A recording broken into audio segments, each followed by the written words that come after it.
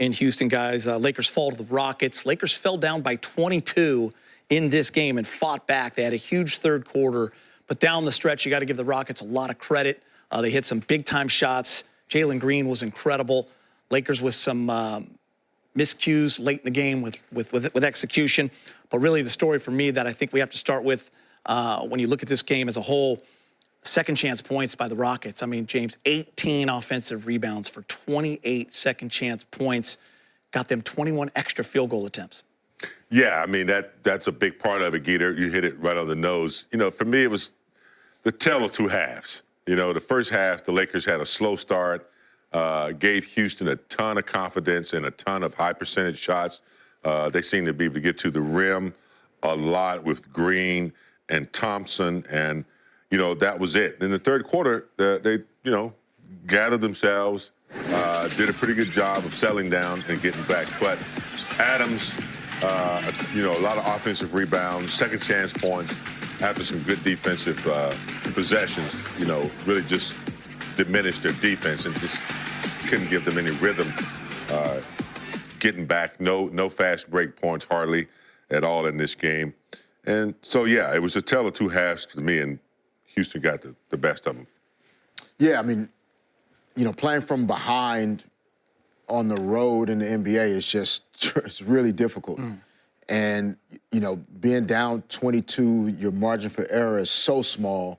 And so if you have a possession or two late in the game, you know, a misunderstanding, a miscue, you know, not executing properly, it costs you so much more because of how hard you've had to fight to just get back into it.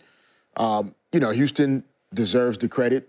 They were grittier at times when they needed to be, you know, tougher in some of the situations where the ball's up and whoever's the first to it goes to get it. But Jalen Green's performance, I thought, was the differentiator. Like, his first quarter output is really what created that early separation in this game. Yeah, Fish, when you want to look at just those few minutes, too, I mean, it's funny. Billy and Stu talked about the Lakers were down 4 there late, but it's like, hey, you got to play perfect from here. And at that stretch, you know, LeBron got called for an offensive foul. Jalen Green, Şengün, they went 4 for 4. They hit tough shots with Laker defenders in their faces. Amen Thompson gets that offensive rebound when they have Green trapped in the corner. So just some tough stuff down the stretch there when you look at those last couple of minutes. Look at these Rockets right here. Jalen Green and Amen Thompson. Epic performances for them. 33 points on 12 of 24, 5 of 12. Remember, Jalen Green had 18 points in the first quarter. Amen Thompson, what a talent. Second-year guard, 23 points, 16 rebounds, 3 assists. Both guys, James, really played at a high level today. What a nice set of hair these guys got, too. Yeah, very nice. Back. Yeah, I mean, these guys are in, like, attack mode, and they're aggressive, Geeter. Green from the beginning. He didn't care who was in the paint, AD. It didn't matter. They were very aggressive, and, you know, that set the tone for them. Green is an exceptional player, man. He's quick. He's agile. He has bounce. And when he gets going, it's a problem. Yeah, I mean, obviously Thompson's 23 points, but you could argue the 16 rebounds were almost more impactful, you know, than the points. It was just presence, in particular on this play, you know, being there ready to catch that kind of errant shot from Jalen Green late in the shot clock. That was a big play. Put that ball in. That was a huge play. Yeah, because the Lakers at that point were on a nice little run. Rockets were coming out of a timeout. They trapped Jalen Green in the corner, throws up a prayer, misses by a few feet, but there's Amen Thompson. By the way, he has 4 double-digit rebound games in the last 5. Yeah, and I know, you know, we talked about the Lakers needing to be perfect in the last minute and a half, 2 minutes of that fourth quarter, but the coaches are going to go look at the start of the fourth quarter. 10-0 run. 10-0 run. Yeah. And what breakdowns took place there? Were there any defensive lapses in coverage? Where was the offensive execution? Did you get the quality shots that you were getting in that third quarter? That'll be a stretch they really take a look at. You and I were watching it at that point, and my frustration was getting high because I was watching, you know, it was the bench, too. It was Holiday hits a 3, Adams was killing them with the offensive rebounds. Cam Whitmore hit a three, and it was that 10-0 run where it just felt like, man, can they come back? But then the Lakers, to give them credit, did fight back. But man, it was tough to get down after that huge run to get within 2. Yeah, and it's a game of runs. As you know, the Lakers had made their run in the third, and the Rockets countered with that run to start the fourth quarter. Big game. Let's take a look at this late game play and just kind of get your thoughts on it. Lakers fall 119 to 115 to the Houston Rockets. Max Christie, they're down 3, James, with 8 seconds left. They do have one timeout left after this. And Max throws the ball. It looks like LeBron is calling for a timeout, James. Yeah, he was coming to the ball, and, right when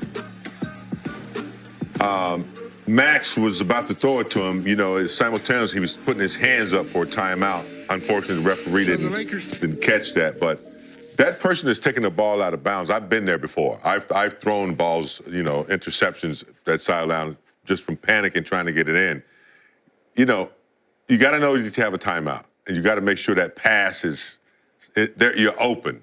And it's unfortunate that they didn't get the timeout, nor did Max call the timeout or make a decent pass. It's a tough situation over there when referees counting down. You have that clock in your head. You're at 4. Yeah. You think you got to get it in at some point. So yeah, tough situation. It's football season, so the quarterbacks and receivers now with like the back shoulder throw or like the ball placement in that situation, like James is saying, with Van Vliet covering LeBron, that ball has to be at 6'8", 6'9", and in that situation to LeBron's left hand. So back shoulders, no way Van Vliet. It either goes out of bounds on the opposite side of the court. You might even get a foul called because Van Vliet was using his arm to kind of separate a little bit. Yeah, those are all things you learn, in close games. Yeah. It's hard to replicate those situations in practice, but Max will learn from it. All the guys will learn from it, and hopefully not getting down by 22 to begin with, and you're not relying on everything going right down in the stretch. Yeah, we've talked about it throughout the year. I mean, there's going to be learning moments throughout this season that you have to get better from, James, and you feel like this is one of those times.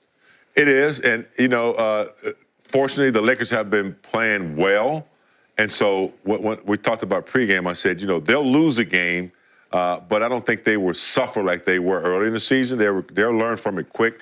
Be a little bit disappointed that Fish said down 22. They'll try to correct that immediately, hopefully.